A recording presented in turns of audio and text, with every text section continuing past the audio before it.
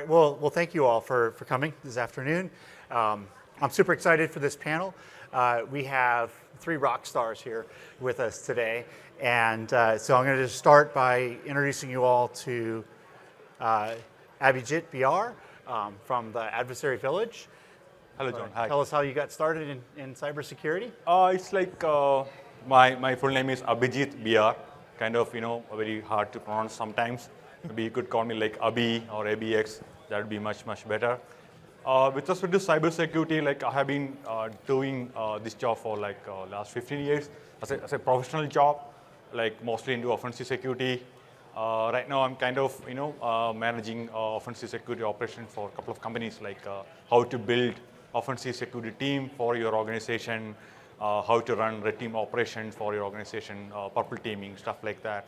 So enabling the organizations to achieve more, like with respect to security, increasing their defenses via purple teaming and adversary simulation. Also, just to point out, like we also manage the adversary village community, mostly focused on purple teaming, adversary simulation, and mostly adversary tactics. I mean, all the stuff which is related to offensive. I think, yeah, that's it. Thanks, Abby. And then next over, we've got Daniel DeClose from PlexTrack. Yeah, thanks. So how I got started, right, in security? Yeah. All right, so cool. I've been in security since basically 2005. I went to the graduate school down in Monterey, just a little south of here, at the Naval Postgraduate School, part of the Scholarship for Service program. It was a great program. Just worked for the government and just found my way into all the different hats within cybersecurity. And then found my niche in penetration testing, and then got really excited about the collaboration that is needed within security, especially the offensive space, which is what we're talking about today. And then I started PlexTrack. So, excellent. Yeah. Thanks. And then next up, we've got George Orchiles. Go ahead, George. Hello, everyone. Welcome back. I see some familiar faces from yesterday. Thanks. We must be entertaining some of you. Fantastic. I'm George Orchiles. I started when I was a kid playing Grand Theft Auto, and my parents didn't know about it, and I wanted to make the cars go faster and the explosions bigger. And back then, this is Grand Theft Auto 2. You can actually just change a couple files and make your cars go very fast. So that was pretty cool, and then started overclocking hardware and that. And then officially, I got into security, working at a security operations center. So I did my time. I feel for all the blue teamers, been on that side. Then got into offensive at Citigroup for 10 years, and that's where we built one of the first red teams in the financial industry and made every single mistake that you've probably ever heard of. And then that's where we started doing purple teaming to actually bring value. So very excited to be here and share some of those experiences with all of you. And thank you all for being here. Yeah, absolutely. Thanks everybody for coming. As I said, we got a panel of rock stars here, and definitely want to hear from you. If you have questions, just feel free to pop up anytime.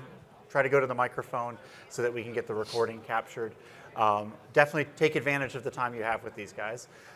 As we get going, we wanted to kind of lay a little bit of a foundation for our conversation. I wanted to first start with that basic question. What is adversary emulation versus adversary emulation? And go to you, Abhi, to help us understand. Awesome. The basics, like the definition, it may change based on the experience and perception of each person, right? Based on your experience, right? So, with respect to adversary emulation and simulation, we have multiple terms going around. Like threat emulation is there, breach simulation is there. Like sometimes people address the term simulation and emulation as the same. Maybe it's like we are trying to define. We are all trying to explain about the same elephant from different directions, something like that. So technically, from my experience, emulation is going to be, we are going to mimic the activities of a certain threat actor, which has been found, detected, and documented based on intelligence. Like, for example, if you are working for a fintech, certain motivated threat actors are targeting that fintech. We have documented their activities and certain tool set, their capabilities. Then we are trying to emulate their activities in our organization to figure out, by the time these adversaries actually hit us, we need to be capable to defend them, right? This is like martial arts, like boxing. You practice in your gym to withstand a punch, right? Punch in your jawbone, right? Then after a couple of years, then you get to defend against a punch. Not only defend, also withstand a punch. Yeah? You will be able to take a punch to your face, right?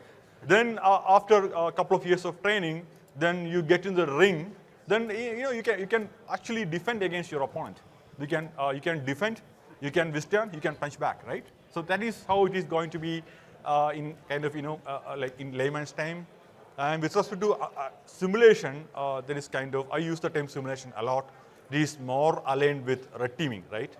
But red teaming is going to be like, it is going to be expensive. It is going to be sophisticated, right? So simulation is kind of the same, but we are going to mix up a couple of things, like, to get what we can do in our environment to assess, our defense controls. Yeah. I haven't had that analogy before, but it's like stepping in the ring and you got to prepare for the fighter that you're going to be fighting against. Yeah, I love that analogy because it's like we are all doing a very important job, right? Keeping our organization safe. And it's like first responders, right? Like if there's a fire and you call them, you don't want them to be that first fire that they ever battle, right? Yeah. Like you kind of have that expectation that they've trained. Yeah. But in cybersecurity, right, unless you're up and doing emulation, simulations, like you haven't really trained, and your first response might be the first time your team all works together, and there's going to be a lot of lessons learned. You might not be quick enough, so I love the whole training aspect. Like everyone does it except us. So. Yeah, personally, like when I was in school, I got bullied a lot. Usually in the I was not the same size, but I was a very small kid. I got bullied a lot. Then my mother, she got me to a karate class. Then I kind of trained like 15 years, like, how to take a punch, how to defend against, all these bullies, like, how to stand up for yourself, right? Then I used to go, I kind of use the same analogy everywhere, like, until I bore people with that. I like the analogy, or like the analogy of just being able to start to prepare yourself against what you might be faced with, right? And going to a military institution where I was a civilian, but so I was never in the DoD, but when people are being deployed, you are still doing training missions, right? And so the adage is that we fight while we train, while we fight while we train, and it's the same notion of the cybersecurity battles that we're fighting, right? And so being able to at least identify here are the threat actors that we should be protecting against, and being able to start emulating those and simulating real attacks is the proactive notion that we're all passionate about. So what we wanted to do next is kind of building on that foundation, adversary emulation, adversary simulation, kind of turn over to what is purple teaming. And so Dan, it's going to go to you to get us started on that. Yeah, absolutely. So at its core, if you were to abstract it away, you've really got the red team, or the offensive capabilities, right? Some people get a little dicey around definitions, but the offensive capabilities is considered the red oriented activities, and then you've got the blue side of the house, which is the defensive oriented capabilities. Purple teaming is truly just that collaborative effort between those two teams, right? In whatever fashion possible, but ideally it's a more focused attack scenario, right? And being able to utilize the threat, the TTPs and the threat intelligence of here's what's going on in the wild, here's what we know how attackers, here's how we know they operate, and how could they operate in our environment, and working together to really do that, right? So that's kind of like the high level overview of what true purple teaming is, right? Yep. Let's ask, how many CTI people are in the house today? Threat intel? Not a single one? No way. Oh, we got one. All right, you are our CTI rep. How many red teamers are offense? A couple, all right. A couple. Blue teamers? Yeah. There we go. And how many have done a purple team exercise? Oh, awesome. Nice. Fantastic. Yeah. Awesome, yeah. So collaboration stronger together. Yeah. So, when I think about adversary emulation, adversary simulation, purple teaming, I see it as really kind of a critical piece of a threat-informed defense. So we built up this organization, the Center for Threat-Informed Defense, to try to help the whole community advance this idea, where we're continually working to understand adversary behaviors, use that knowledge to then improve our defenses. And so, if you go back to that last slide there, if you think back for a second, it's basically about using threat intelligence to drive how we test and evaluate our systems, looking at our defenses, recognizing gaps, filling those gaps, and repeating that cycle. And so ultimately, what we're trying to do with threat-informed defense is make our security programs more efficient and more effective based on what adversaries are actually doing. And so I see, purple teaming as really a critical component to an effective threat-informed defense strategy. Kind of look over to you guys for your thoughts in there. Yeah, I mean, so in my city days and how we kind of did it in the financial industry space was like, and I talked about this yesterday, right? We were doing vulnerability scanning, then we'd have the regulator come and ask for pen testing, and then I think it was the Bank of England that came up with CBEST. Have you all heard of that? CBEST, anyone in finance? Yeah, a couple nods. And they're kind of the first ones that are like, hey, don't just like do a pen test. Like, we want you to do a pen test of a threat actor that's likely to attack you. And for that, you need to go pay the CTI vendor info about who's going to attack you, and we want you all to do the similar test.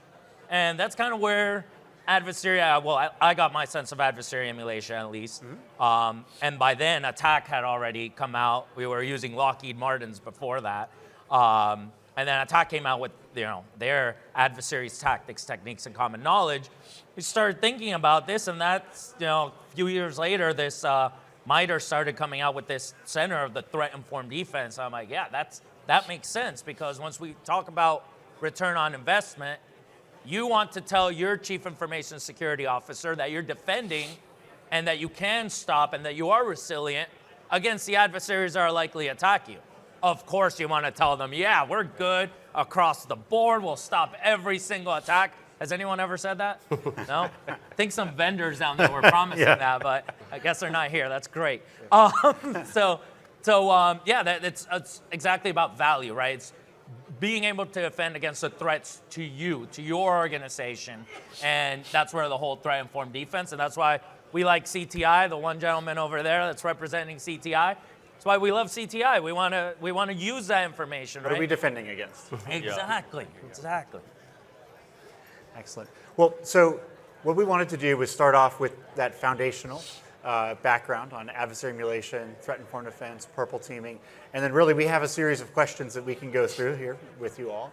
But would love to hear from you. Definitely encourage you to take advantage of the team you have up here, ask questions about your experiences with purple teaming, your challenges, those sorts of things. Definitely welcome that and encourage it. I'll get us started though. So as we talk about adversary emulation, adversary simulation, really who should be using adversary emulation or simulation? That is a tricky question. I would say, John mentioned about pen testing, right?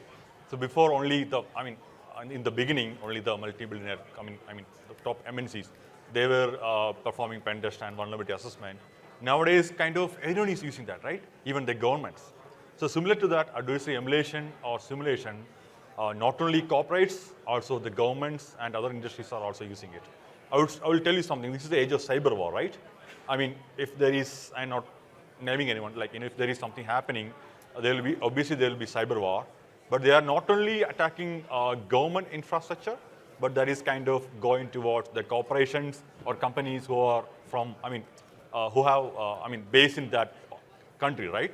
So when we do, like I mentioned, threat intelligence, we are not only we are not only looking for threat actors from threat actors who are targeting certain industry, but also the country, right? Country which we have the HQ, right?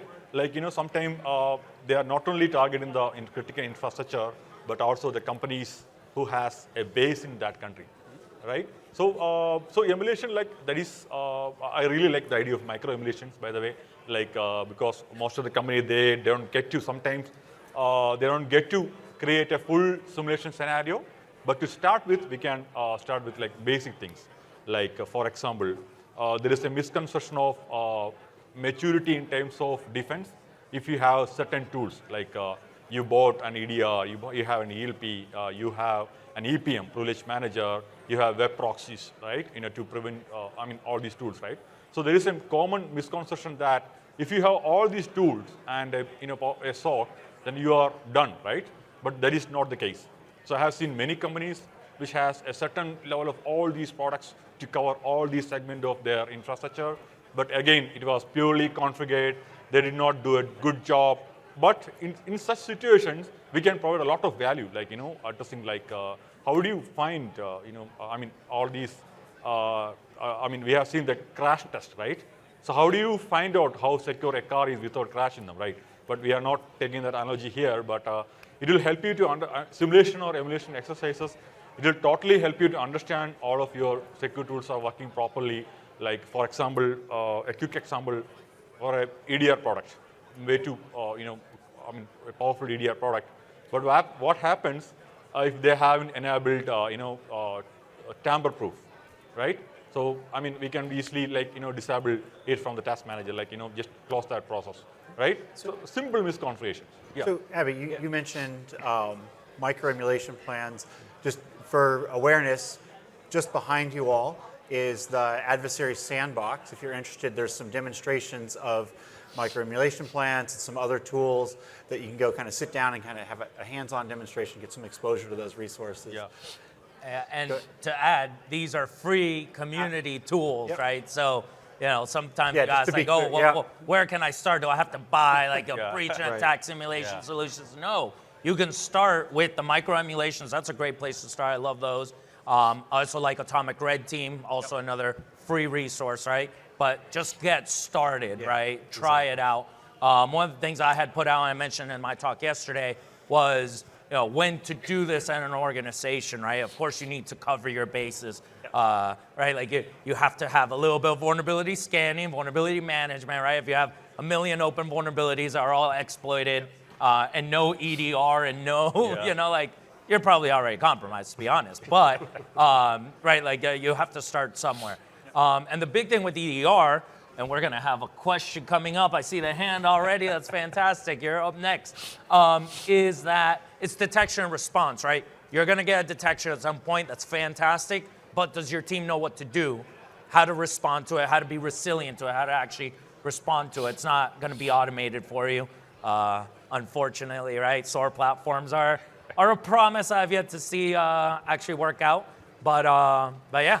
That's So, Dan, in your experience, how do you get started? I think one, it's like it's probably not too early for you to, not too early and definitely not too late for you to get started, regardless of where you feel like you are from a maturity perspective. Because the thing I love about Purple Teaming is it really brings together a lot of the major philosophical concepts that we always talk about in security, like threat modeling and how do we identify where the threat actors would be coming from for our industry. But it also starts to prepare you to have a proactive and a continuous mindset. And that's my mantra all the time, is that this is not just a one and done type of a thing, because threats are coming out all the time. And so really being able to just get into that mindset of like, hey, I'm going to start somewhere and I'm going to start small with micro tests. When I was a security director for a smaller company, so not near to the scale that George has done this, but we actually were like, hey, we want to get out of the reactive mindset. And so we started focusing on a certain percentage of our time doing these tests and just taking, at the time, it was MITRE ATT&CK TTPs from Atomic Red Team, right? And saying, hey, we feel like we've got a gap in this in this tactic, right? So like lateral movement, let's say. And so we started just testing some of those things. That was a way to get started in Purple Teaming. And then you can start to branch out to, hey, we want to see how the threat actor might evolve in our organization over the course of the entire life cycle. Yeah, so go ahead. You got Just an observation out of the three pillars that you mentioned, people, processes, and technology, that needs to work together in harmony to get the desired outcomes. One of the questions, and I'm very curious about it, what are top two challenges that you have seen over a period of time from the people perspective? You can have the best technology, you can have best processes, but if the weakest link is the people, how would you address it effectively? Looks like George is jumping out of his seat here. So I lived this, right? And sorry for those that came yesterday, you get to hear it again. So in cybersecurity, there was a point where we were just one person doing everything. And then we started specializing, and that was fantastic. And working a very large organization, we ended up having, the governance team over here that should have been more collaborative, and then like the ISOs there, and then the threat hunting team there, the SOC level 1 analyst there, the incident response team reported under like physical security, completely different org, right? And then the offensive team over there. And it just created all these silos and no one was working together. So one of the interesting things about purple teaming, I know I can't like look at you, I have to look that way because we're recording, is that is the people part is actually one of the toughest parts. And we put out the purple team exercise framework version 3 yesterday. And one of the areas I've gotten feedback on is like the people part, like how do we get the people collaborating together? For us, the best thing that occurred, and every organization is different, is our CISO saw that the red and the blue were not getting along. And we all went to a conference, not this one, Black Hat, and brought us all together. We talked about non-technical things, realized we're all humans, we're all on the same team, like we all have a common goal, and like we should probably get along and do this. And then right after that, we did like a little CTF in person. We mixed up the teams, right? So like we were all playing together, not even on our network. And then the following day, we did like this, what we call the collaborative red team engagement. Now we call it purple teaming. Purple teaming. And that's where we got it, right? Everyone's different though, but yeah, I think the people part is definitely one of the main things we want to do. And Yeah, what's your experience? Well, and I think what is nice about purple teaming is that it's actually a training exercise too, right? I mean, the red team often doesn't have a lot of empathy for the blue team because they never lived in those shoes. And then the blue team is like, man, I don't know where I'm supposed to start, right? And I don't even understand some of these techniques that they're doing. I just know I'm supposed to configure my firewall and get a WAF and all these things.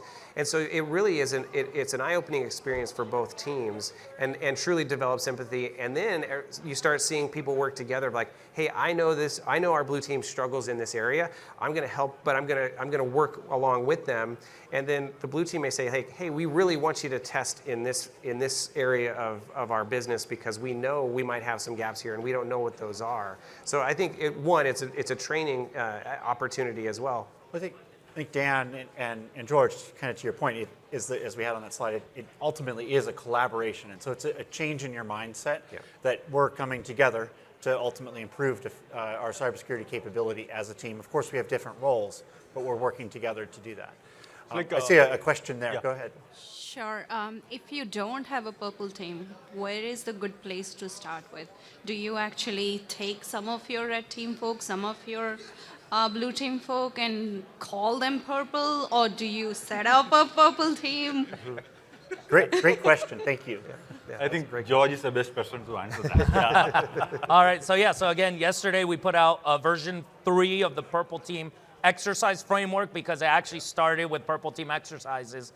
And it's the way I put it out, again, open to all of your feedback as you implemented. The gentleman from Australia there gave me some good feedback yesterday as well. No, you don't need to build a purple team, a dedicated purple team. You essentially bring them together and make it a virtual, functional team. So you say, hey, red team, you are going to emulate the CTI team if you have a CTI team. If you don't have a CTI team, that's fine too. The DFIR report I gave as an example, great place to start. And then your blue team working together. So you're bringing them together. My experience, generally a one-day exercise, but even if you only have like 4 hours one day, 4 hours the next day, about 8 hours is the average I've seen in my experience. It's just bringing them together. It is a little investment, right? You're taking people out of their day-to-day, you're bringing them on to do this training, but they're getting training, they're learning new stuff, they're collaborating. Make it a fun event, right? Buy them pizza. We made little challenge coins, we made some shirts sometimes, right? But it doesn't have to be a dedicated purple team. I actually didn't put the dedicated purple team until the most mature organizations because you can actually operationalize a purple team function when something new comes in. And that is all in the purple team exercise framework that we released yesterday.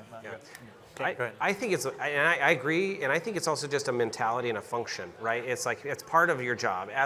As if you're in the offensive space, you're still part of the part of your job is that the collaboration is an expectation, and that's how when I was a director I mentioned before, we actually did it a little differently where we would do it in more of an agile mentality of 2-week sprints, right? So hey, for these 2 weeks, and we didn't have a dedicated red team, right? We just had folks that wanted to learn more, and so we started very small. Like, hey, these are some fairly benign techniques and things that you can learn and start executing, and then see if we can detect it and things like that. And so they would spend 2 weeks doing the testing. The blue team would spend 2 weeks seeing if they identified anything, and then they'd come together and we have a little debrief, right? And start saying, okay, yeah, we did it at this time and we didn't see it. So what do we need to do differently, and how do we address the remediations? But I think it's really important not to get hung up on we don't have the skill set, right? Because you will learn along the road, and it's a great opportunity to learn as well. So personally, I have seen like a lot of friction between red teams and blue teams. Like, for example, with respect to an internal red team and internal blue team, not client facing, there is kind of a small kind of like, competition happening between them. Like, maybe sometimes two of these teams, they'll be reporting to two different silos, right? One will be reporting to one guy. I have seen sometimes the red team is reporting to the application security, like, something weird, like, the org structure that is kind of very confusing sometimes. So it's like the situations where there is a small friction between red teams and blue teams. I think the best way to tackle it, that would be taking them out somewhere, like, for kind of a, team building exercise. Like for like, in India, that would be a cricket match, like, a team outing, something like that. Get to know each other better, so that they will perform in the company like, much more in a friendly manner. Otherwise, if I go to a blue team guy and ask them like, hey dude, we did something, could you please look and tell me what happened in the back end? He will say, no, we cannot do that. I need to get approval from my manager, right? I think that kind of confusion will be, things will be happening in there. Then I used to tell all of my, all of my presentation talks, be friends with your blue team, right? In your organization, we always be friends with your blue team. Then I used to work with a Big Four consulting company for like, 5-6 years. Then I kind of very much got close to the blue team. Then I kind of married, the blue team girl, like, he was working for that company. Don't go that far. Just be friends with the blue team, right? That would get like, get you like, kind of in a good position. Because next time if you are going to ping him in like, Skype or something asking for a favor, he will, they will respond, right? Otherwise, obviously, they are going to say, like, we need approval from our manager. We cannot tell you this. We cannot tell you that. Like, we need them to work together. So that is where the magic lies. Yeah. So just kind of moving on, from getting started to now we want to think about how do we measure or actually kind of understand the improvements that we're making to our security program.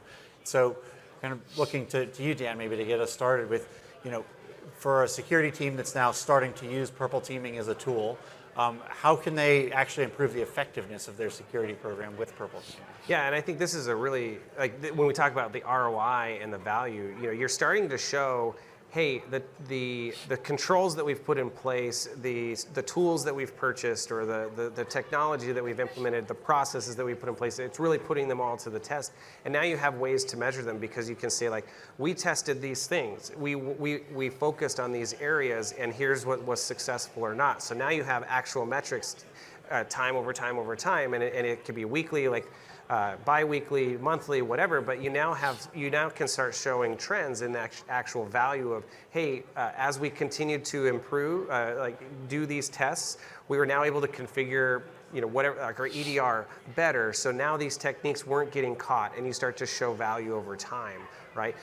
We published some research actually last year that also said that teams that were doing Purple Team 1, they saw a significant improvement in their security posture, and it allowed better conversations at the leadership level. It allowed them to speak at a different level, not only in the terms of threat actors, but also unlocking additional security resources, because now leadership actually could see, like, okay, I'm seeing improvement here. I'm seeing the value of these tools versus these ones. So we're not going to invest in these ones anymore. We're going to invest in these, and even get more team members to help fill some gaps as well. George, how have you seen purple teaming increase effectiveness? Yeah, so one of the things, he hasn't really talked about PlexTrack, but yesterday in my talk I mentioned PlexTrack and another free resource called Vector, that both are really the only solutions I've seen out there that have kind of moved us away from like only technology as the gentleman was asking about people and process and not just technology. But going from vulnerabilities, right, we looked at them, they were open and closed, right? The vulnerability is open or closed. Either you patched it or you didn't, or you changed the configuration or you didn't. When we're starting to talk about detection and response, we're looking at different things, and how you measure that is significantly different than something open and closed. A detection could be logged locally, could be logged centrally. There could have been an alert. The alert has, high, medium, low, whatever you use. But then the response, like a person needs to actually see that and then follow a process to escalate that and hopefully remove the threat, right? That part we haven't really been looking at too much. Like in your orgs, most orgs are looking at it whenever there's actually an incident, right? There's actually someone in there doing something, and then you have that measurement. But this goes back to training. Like, why aren't we doing that now? Why aren't we measuring that now? If there is a high-risk alert, how long from the time that the attacker did that until it showed up in the console where a person saw it? Because if you have a delay there, that's your starting point. You have a 17-minute delay, that's 17 minutes that the attacker has without you even seeing the alert. And then if you have a cajillion alerts, that is a number, by the way. Lots of SOCs get that many events per day. You have a cajillion alerts and no one's actually actioning them, then great, you have an alert, but there's no response, so where's the value in that, right? And this is where the cycle works of like, look, you ran that, but I got 7,000 alerts in the last hour. Let's tune that down so that when I see it, it's really a threat actor, really something malicious, and I can follow the process. And the process part, right? Your SOC level 1 does everything.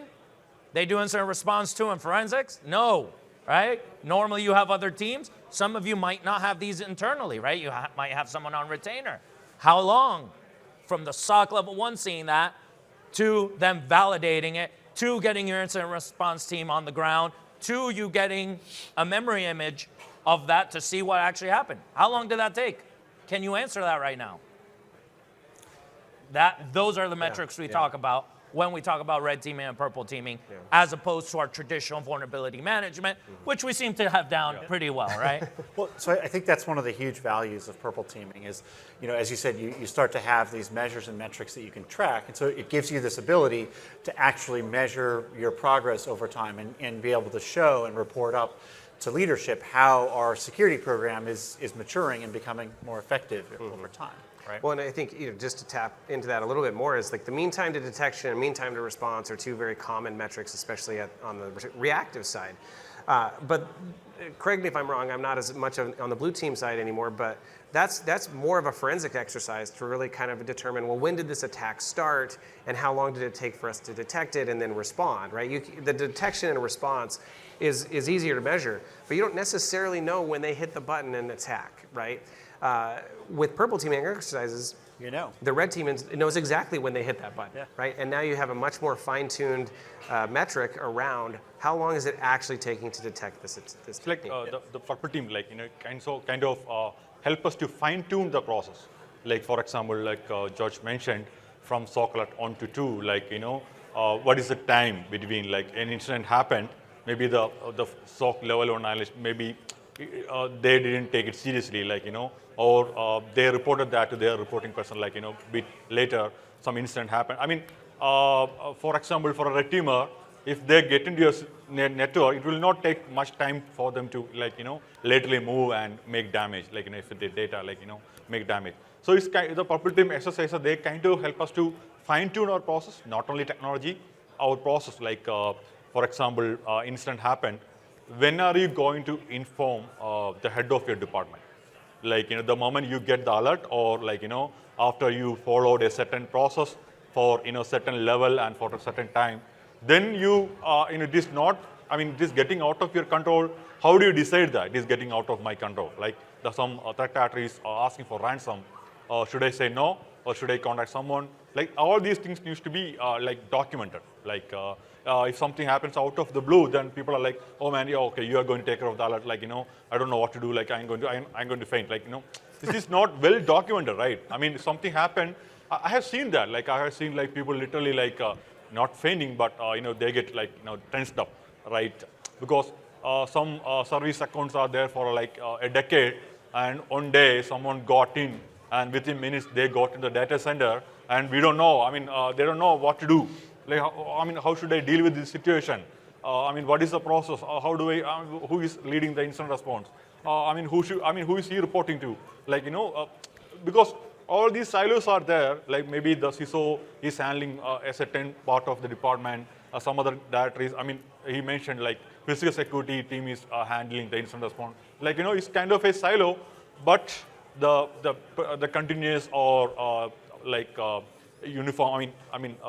Properly tuned purple team exercises. They'll kind of help us to fine tune the process, and all of these people involved will know what to do if something happens, right? So you're kind of building on something you said a little bit back. Yeah.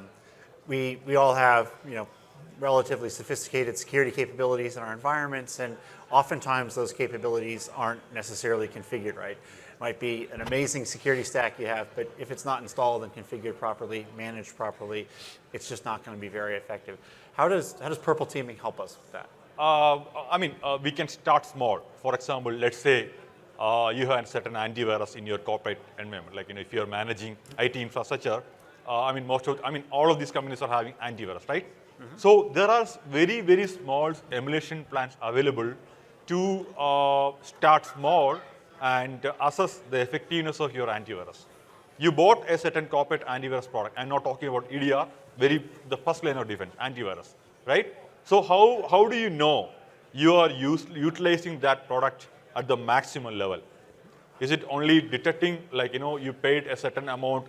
Is it taking care of all the, file drops? Or is it well configured that somebody will be able to bypass it or not? These kind of things. I have seen many people, they are installing this kind of software. They didn't even look at what is the best possible configuration for such products. Start small. You can try to evade the AV, in technical terms, with simple step. We don't have to go into try the most sophisticated bypass techniques or something like that. Always start small, then you build up, go to next product, process, then people. That will help you a lot. You don't have to build a purple team, dedicated purple team with 10 guys, different team, different structure. You don't have to do that. You already have the resources, you already have the people. It's always easy to set up, and a lot of open source work is out there, how to set up the team, how to build, and how to continue the process. So, Dan, I'm wondering, in your experience, how can we use purple teaming to improve communication upward to the executive suite? Yeah, and kind of like we were mentioning before, one, especially purple teaming, paired with adversary emulation and threat emulation, you can speak to specific threats a little bit better, especially when things come out in the wilds, so Log4j, right, or when the Uber hack, right, and things like that. You can actually now communicate pretty quickly and effectively. Hey, we've tested against these techniques. Here's where we have gaps. Here's where we don't. Because executives, definitely think more in terms of the immediacy, right, of the now. But then, so that it not only helps bridge that gap on that type of communication around specific threat actors, but it does also start to provide a common nomenclature around what areas within the attack lifecycle that you have bigger gaps or where you have strengths, and that we've seen that a lot. And yeah, it sounds like it's not just a kind of a mindset shift and a culture shift among your red and blue and intel teams, but it starts to kind of make its way through the organization. Yeah, exactly. Yeah, I recently started in a new org, and first meeting with the chief information security officer, the questions I got are, what are the threats that are most likely to attack us? What are their behaviors, and what kind of coverage do we have, and would we be able to stop it before? Yeah. And those simple 3 questions, they sound very easy, right? It's just 3 questions. You know the answer? Do you all know the answer for your org? And that's where Purple Team has really helped us figure that out. I just started, so we got a ways to go, but But yeah, I think that's really, those are the answers because that's what the CISO's getting. The CISO's going to get a question from the CEO like, hey, I just heard about this attack over here. Can that happen here? And you want a data-driven approach so you can say, look, like this is how that adversary does. This is what we know. This is what we've tested. These are our controls. These are our gaps. If you hook it up with another $2 million, we might be able to cover it, right? And that attack that your CEO or your CISO is asking you about might be new, and so Right. then what do you do? Like you haven't seen that TTP before. Yeah. Well, I mean, genuinely, we have a customer actually that does purple teaming every week, right? And they actually can insert the threat intelligence, not just from using it for IOCs, but actually in putting it into their test plans. So on a weekly basis, they now have basically, an up-to-date, informed test plan around the latest threats, the emerging threats. And this is a mature organization, but it's the notion of like how you get there is that as you build this into your cadence, right, and your operating cadence, it becomes a habit, and as things come out, you just slip it into the test plan for that week. You validate what you can detect and what you can't, and what you're going to fix, and then it just becomes part of the process. Yeah, I love the idea. Go ahead. You have a question? A specific observation that we have, how to bridge the gap between CISO and CRO, Chief Risk Officer. One is representing business, another is representing technology. So we are talking about bridging the gap and getting the funding and investment to ensure that we are staying on top of it. So in many organizations, these two are island that needs to communicate. Both has the similar objective, mitigate the risk and vulnerability, but one represents technology, CISO, and CRO. So bridging the gap between the CRO, Chief Risk Officer, and the Chief Security Officer, right? That's a tough one. Isn't that the second question your new boss So had? full disclosure, I worked in CVSS version 3 and 3.1, so don't hate me. But we have not done that for things like TTPs. Yeah. I haven't seen anyone that, we've talked about it. I don't think anyone has actually done it to like actually have some scores around it. Yeah. It would be interesting. I think I put it up as a template in the Purple Team exercise framework where you can assign a score, like how much you care about this procedure. So something like we talked about Who Am I the other day, right?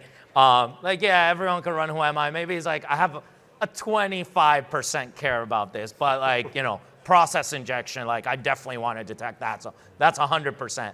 But then like, we're still not, very scorish. Like this is a very bad answer. It's better than nothing, but it's definitely not anything complex like CVSS has done. But I think we definitely should do it. So interested in doing that. Let's talk. And I think for today, it's all around you understand your business context the most, right? As being in the business, whether you're and I think that's important for even the technologists or the security folks to understand, like what are we in the business of, right? Whether we're the DoD, where we're protecting the warfighter and fighting a mission, or I worked for a candle company, right? So like we're protecting people's information rather, or like the secret sauce, right? But whatever your business context is, you have to be able to communicate that effectively. We're all in the business of risk management in some fashion, right? And being able to communicate effectively the risk. So while we don't have a scoring mechanism necessarily yet for TTPs, you can definitely paint a picture of like, hey, this is how an attacker would navigate our environment and escalate privileges and then exfiltrate out. You should be able to paint a story around how that will impact the risk, right? And then it's like, but these are the gaps and these are the technologies or these are the processes and people that we would need to fill those gaps. And then you have the budget conversation, right?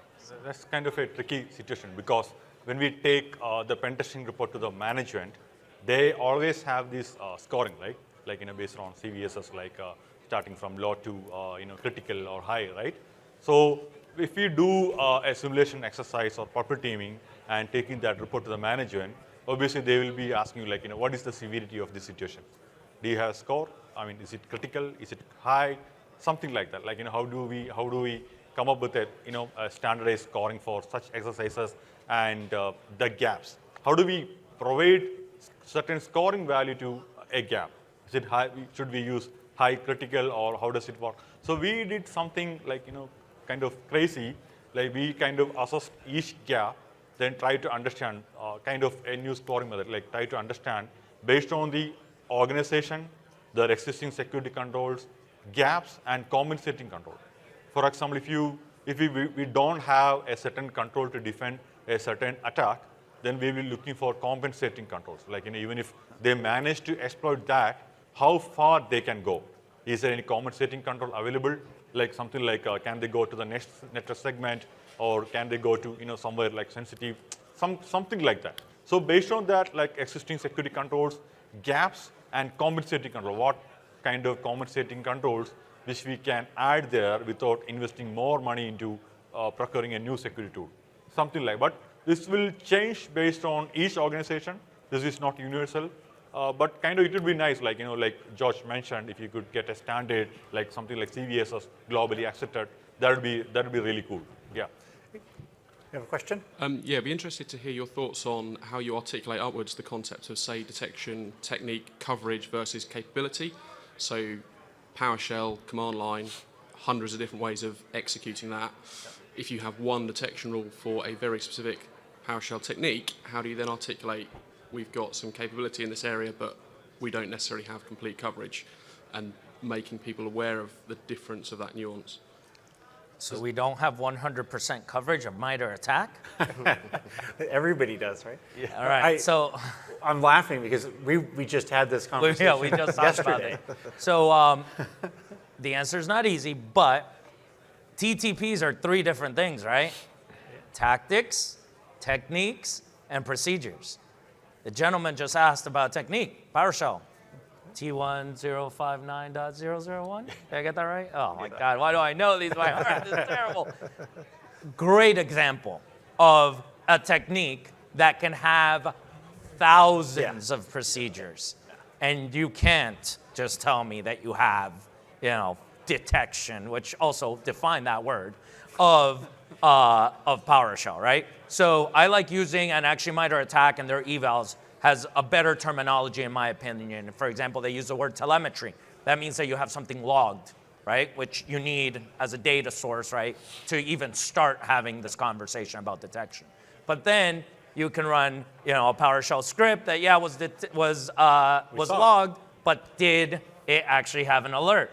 And you can't alert on every single PowerShell, right? Because everyone uses PowerShell, right? It's embedded in the operating system, right? So yeah, that's a perfect example, and that's where we start talking about procedures.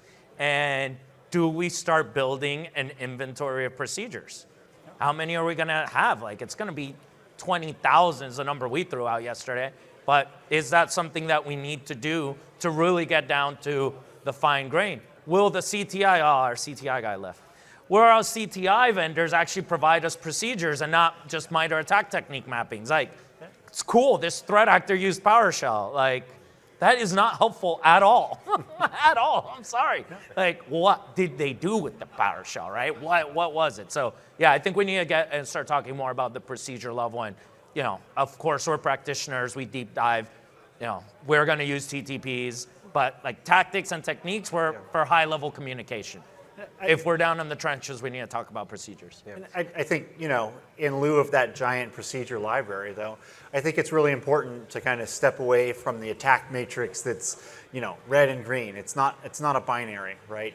And understand that there is a deeper conversation behind the coverage for each individual technique or sub-technique in your MITRE ATT&CK matrix, right?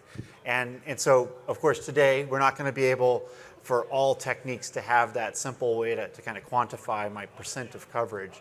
Some techniques actually are a Boolean, but most aren't, right? Yeah. And several are in that kind of infinite space where there's many ways of using PowerShell. Right? Well, the bingo card? MITRE ATT&CK is not a bingo card. But I think, being able to speak about it in like levels of coverage and hey, we've tested in these areas. It's not foolproof, right? I always like to think about, let's worry about the known knowns. If you can at least cover the known knowns, you're in a much better position than having to worry about the unknowns, right? And so or the known, what was it? Unknown unknown. Yeah, you know, but so I think that's a really important thing is that start there, right? And then when you can at least show of the things that are known, we do a pretty good job of covering these, or we have pretty good detections in place. We're going to continue to evaluate, and I mean, I'm a huge fan of a procedure library. Build your own. Like, I mean, I think that's what everybody should be doing. But you know, you're going to keep iterating, right? And being able to show, like, as a new threat actor comes out and they do execute something different or new that you know about, then you can build that into your library. So Good answer. we're just about out of time. As we kind of wrap things up here, I'm going to kind of go down the line here. If there's one key thing you wanted the group here to take away today, what would that be? It's like, I mean, this is the best time to start if you or your organization would like to start with purple teaming or adversary mission exercises. This is the best time to start because, first of all, this is kind of the hottest thing nowadays, like purple teaming. Like if you are looking at LinkedIn, we are seeing a lot of stuff, a lot of tags coming up upon purple teaming, right? So like this is like the new red teaming, right? So that is one thing. Secondly, a lot of awesome research is coming up, continuously, you know, quality research, like you know, from coming up from MITRE, then George is doing some awesome open source work. That is all free and open to use, right? So this is the best time to get started. I mean, you know, to start something, I mean, a new purple team within your company, initially you don't need any kind of investment. Obviously, you will be having like an offensive team, in-house offensive team, and in-house SOC capability, right? So you can, like, you know, start from there, start simple, and you know, start building on that, right?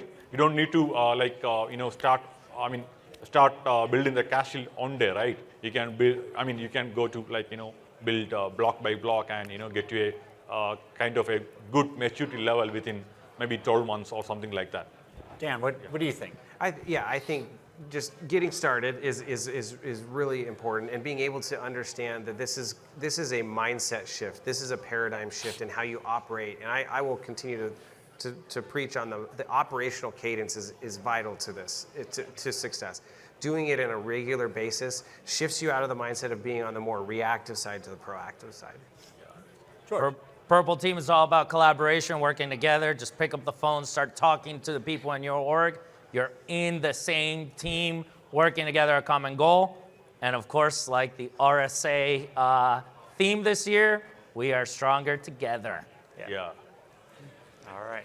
Well, thank you guys for the awesome conversation this afternoon. And thanks everybody for joining us. Yeah, thank you.